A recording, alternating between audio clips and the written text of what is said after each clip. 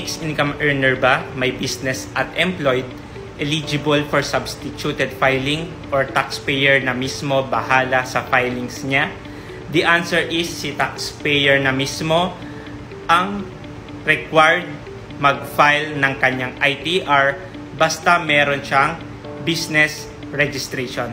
Hello guys, my name is George. I'm a freelancer tax advisor at GA Consulting. What we do is we are empowering online freelancers through simple and stress-free tax compliance. Ayon, basta may business ka, pero meron ka ring employment or employed ka, ikaw ang required mag-file. Discuss muna natin paano ba masasabing mixed income earner.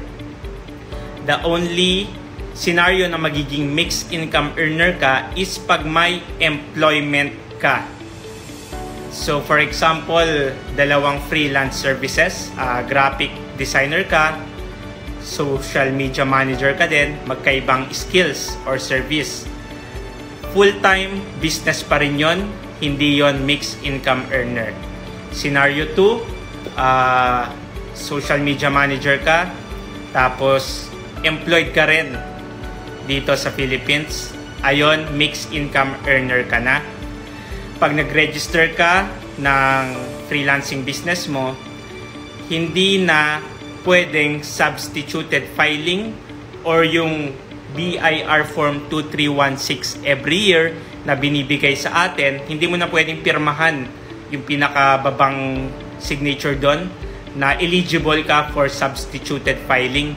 Sino lang ba yung eligible sa substituted filing? Pag full-time employee ka. Marami pang ang case yan eh. For example, sa year 2023, dalawa ang employer mo. Hindi rin yun pwedeng substituted filing. Ikaw ang required mag-file ng ITR mo. Pag mixed income earner ka naman, balik tayo, nag-register ka ng freelancing business mo at may employer ka, hindi ka ulit pwede sa substituted filing. Ikaw na ang magpa-file ng tax mo.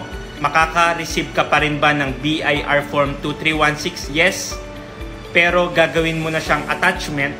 Pagsasamahin mo yung freelancing income mo plus yung employment income mo via BIR Form 2316. Tapos, kailangan mo yung information na yun para kompleto yung pag-file mo ng annual income tax return mo. Ganun siya guys. If you are a freelancer at meron kang concern or question regarding freelancers BIR registration and freelancers tax compliance, comment mo lang yan at sasagutin ko yan.